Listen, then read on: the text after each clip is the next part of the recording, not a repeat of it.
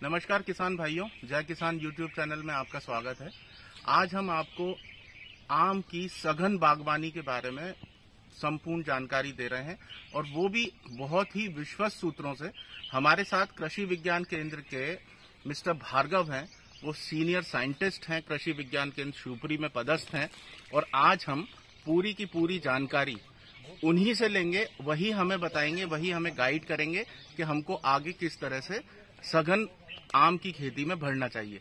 क्योंकि आज की तारीख में सघन आम की खेती जब से इजराइल से इंडिया में इंट्रोड्यूस हुई है, तब से इसका बहुत ज्यादा प्रचार प्रसार हुआ है और बहुत सारे किसानों ने पूरे देश में इस तरह की खेती को अपनाया है।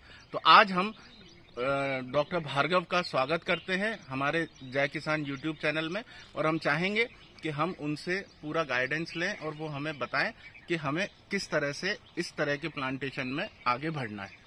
सर देखिए, जो खेती में नई टेक्नोलॉजी के साथ चलेंगे तो आपको खेती में फायदा होगा। मेरा मूल मंत्र यही है।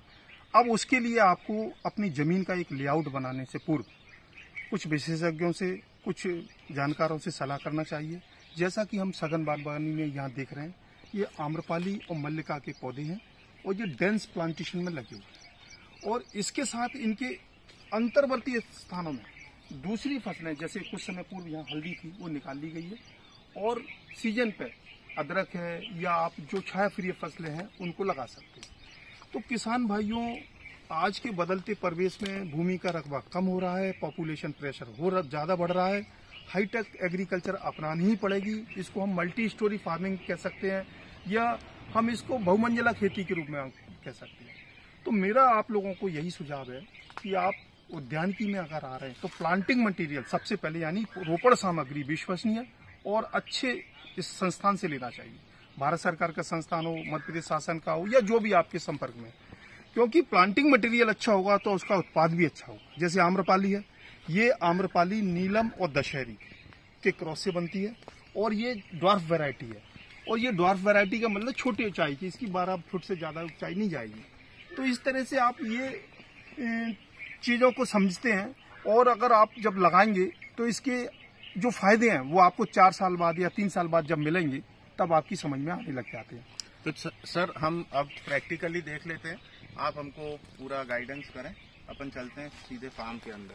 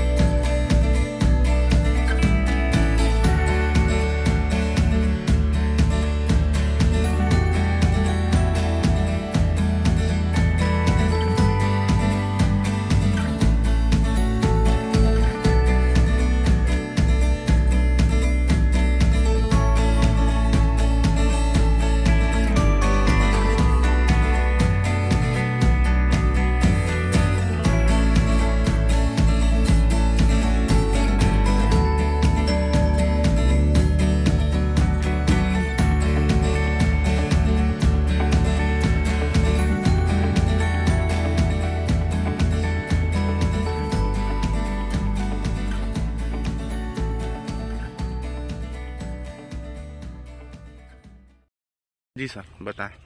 देखिए, हाई डेंसिटी ऑर्चर्ड प्लांटेशन की एक टेक्निक है।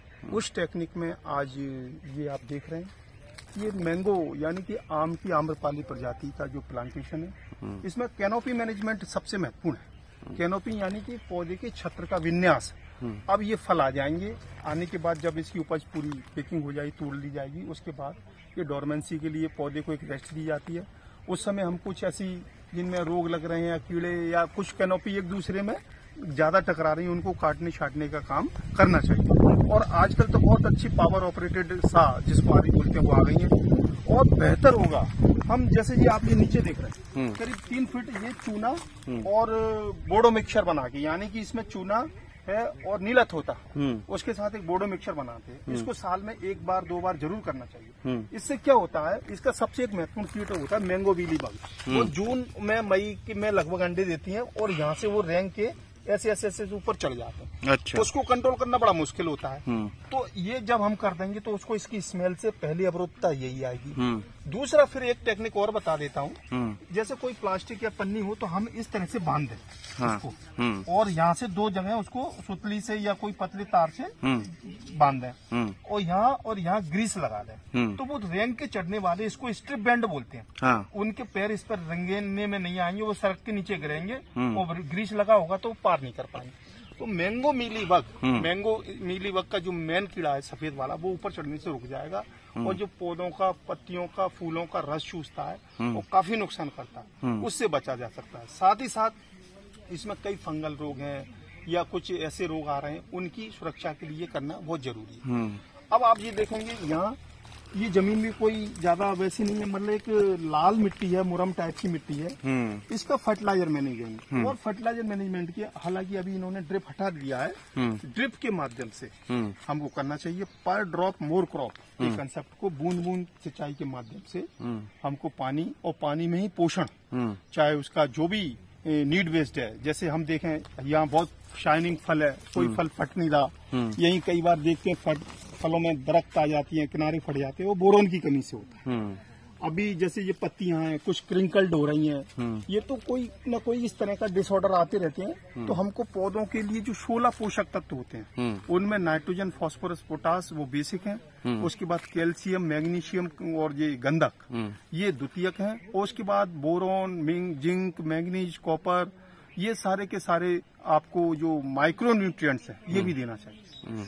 तो इस सब के लिए ड्रिप सिस्टम बहुत बेहतर है। और बदलते समय में, बदलते आजकल ऑर्गेनिक या जो पर्यावरण हितैषी खेती की डिमांड है, उसकी मांग के लिए हमको पर्यावरण हितैषी खेती के लिए इनको जो हमारे गो आधारित प्रोडक्ट हैं, उसमें जीवामृत है या दूसरे जो बीजामृत है या घन जीवामृत है, उनके माध्यम से भी दे सकते हैं। तो ये इस तरह की जो जमीन है उसको मल्टीलेयर, हम इसके इन बिटवीन बीच में ये जमीन खाली है, इंटरक्रॉप में जो सेड लविंग क्रॉप है, छाया प्रिय फसल है, खास तौर से उसमें अदरक है, हल्दी है, इसको ले सकते हैं।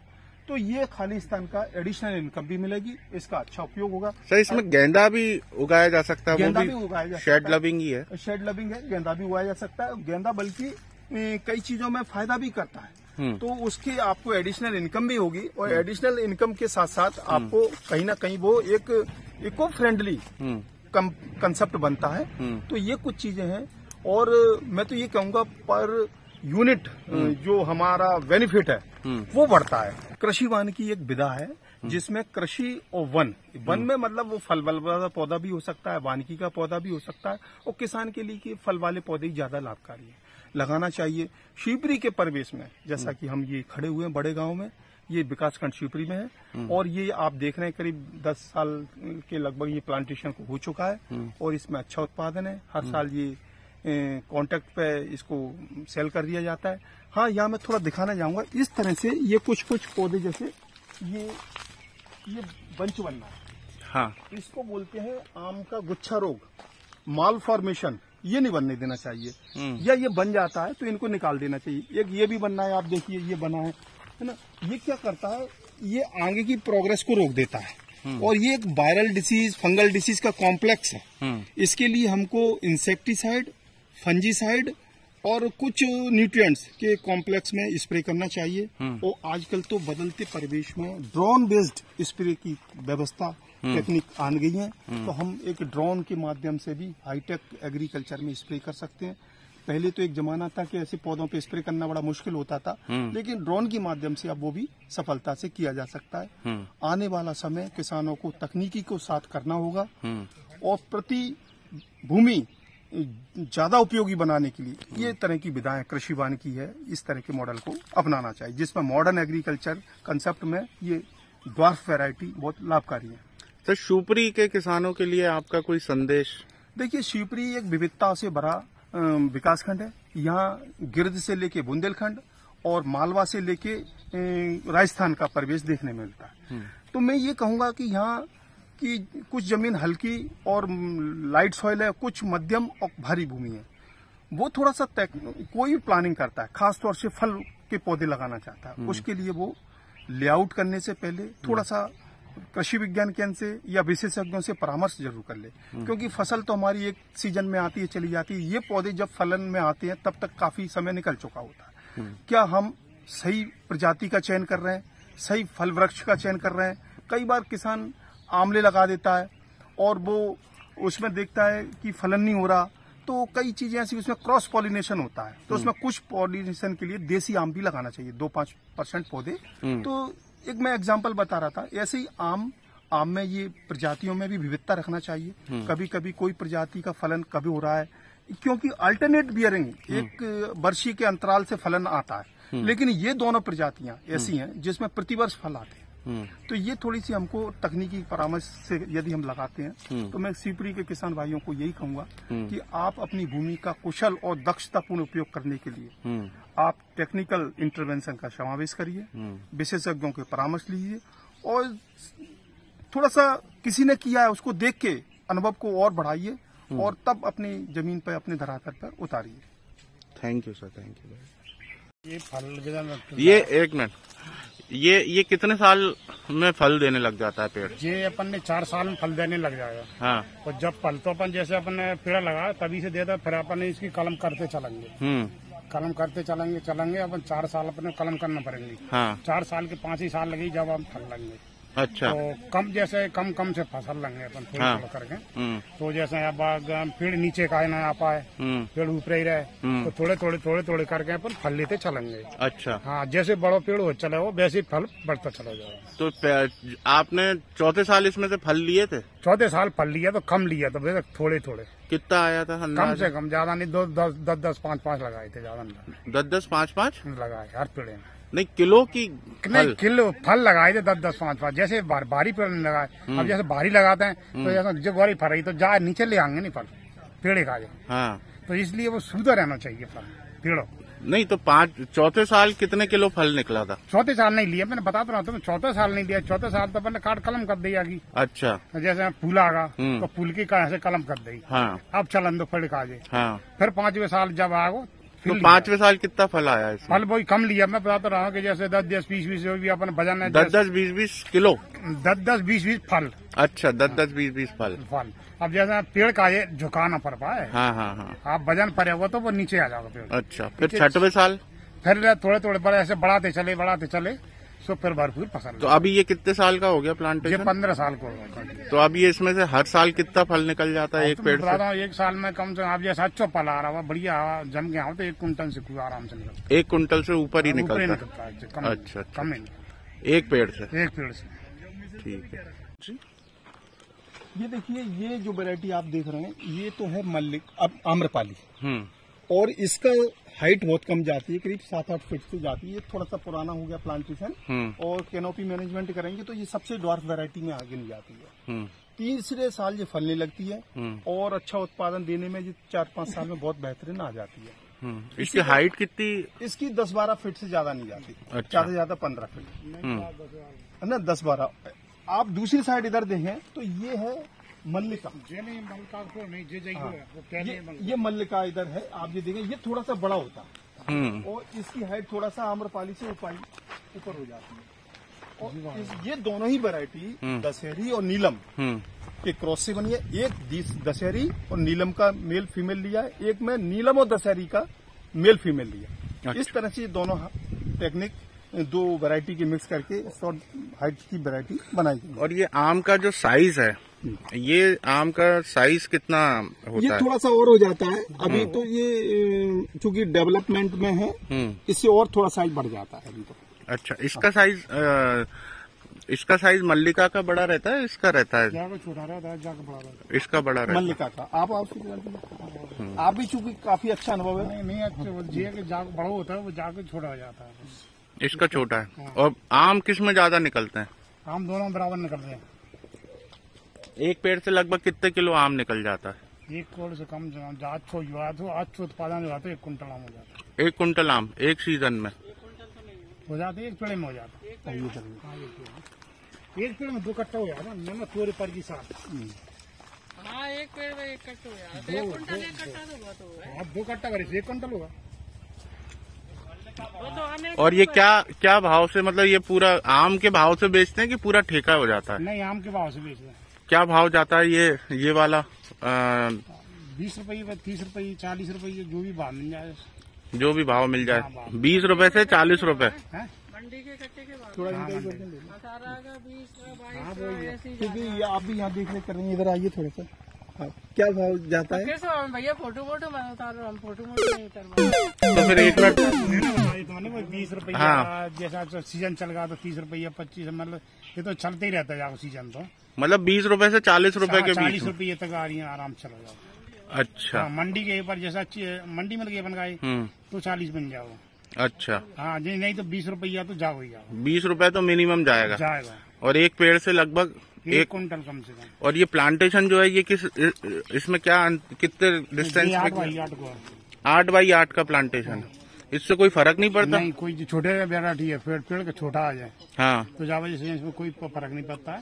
ऐसा कोई ज्यादा बड़ा भी नहीं है, पेड़ छोटे रहते हैं। और ये इसकी तोड़ाई जो है वो आप करके देते हो व्यापारी को कि नहीं? ठेकेदारी टूर है, वही तोड़ेगा? वही टूरेगा, वही ले जाएगा, वही अपन ने। और बस वो तोल के आप अपन? नहीं, अपन नहीं तोलेंगे, ठेका दे दिया अपन ने। जैसे अपन ने 1 लाख रुपया जो भी वो 70,000 75,000 जो भी मिले अपन का, हाँ। तो अपन ने ठेका दे दिया। अब उनका काम है टूरनो, ले जानो, वो जाने। और वो कितने महीने तक इसमें तोड़ा ले जाते हैं? मैं बता रहा हूँ, जैसे बे जाने अपन ने दे दा इनको ठेका। जैसे आम आगा कोई परिचय आ गए, अब ये धीरे धीरे करके निकालते जाएंगे। अच्छा, ये किस समय आता है? ये तो चले हुआ ये बरसात तक चले हुआ जी आम तो। अच्छा। अभी चल रहा है? हाँ, अभी चल जून है ना? आज 16 जून है। करीब 1 महीना होगा चलते। 1 महीना और चलेगा। और उसके बाद में फिर खत्म, फिर अगले साल आएगा। और इसको मेंटेन करने के लिए इसमें क्या खाद पानी क्या डालते हो? तो डालना पड़ता है ना। कितना डालते हो? हर साल डालते हो? 10 किलो खाद डालते हैं गोबर की हर साल? हाँ, DAP डालते हैं आधी किलो। DAP, पोटास एक साथ ही आधी किलो पूरा डाल देते हो क्या? DAP पूरा डाल देते हैं। जिसे नाली खुदाई, ऐसा नाली गड्ढा छोड़कर। अच्छा, गड्ढा करके, तो गड्ढे का घेरा बना के। गड्ढा अपना ले, गड्ढा और घेरा बना दो। अच्छा, बैठ के बता दो। जैसे जो बैठ के घेरा बना था जाको चारों बगल, ऐसे आगे जैसे जो है गड्ढा हुआ तो इसके बाद में फिर में खाद डालता, फिर वहाँ पूछता वैसे। अच्छा। हाँ, पूछता। और इसमें पानी देने की क्या व्यवस्था करते हो? पहले तो बेमडरी या तो छोड़ कर डाल देते हैं। वैसे बड़ा पेड़ होगा ना तो अब ज्यादा पानी लगता है। तो अब पूरे खेत में छोड़ देते हो? और ये 8 बाय 8 पे लगाया आपने पूरा? अच्छा जी, 12 फुट पे। ये वाले 12 फुट पे? 12 फुट बाय 12 फुट, क्योंकि ये बड़ी वैरायटी है। ये छोटी वैरायटी इसलिए 8 फुट बाय 8 फुट। और ये 20 रुपए से 40 रुपए में जाता है। जैसे अपन ने जो बड़ा पेड़ हो जा रहा है तो इनकी कलम कर दी। जैसे हमने ये बड़ा पेड़ कट रहा है तो जी हमने कटिंग कर दी। तो ये फिर से जो दोबारा संख्या बहुत ज्यादा फूट गई है, तो अब जो ज्यादा ग्रुप बन गया। तो कटिंग आप ही करते हो? हाँ। क्या कुल्हाड़ी से? कुल्हाड़ी से नहीं, मशीन से। मशीन से कटिंग कर देते हो? और फिर उस कटिंग के ऊपर कुछ लगा देते हो? सफेदा लगाते हैं, जैसे अपन चूना। हाँ। चूना वो ये तोता जो नीला। हाँ, तो लगा देते हैं। अच्छा। जैसे कटिंग करी वहीं उसकी लगा दे। अच्छा।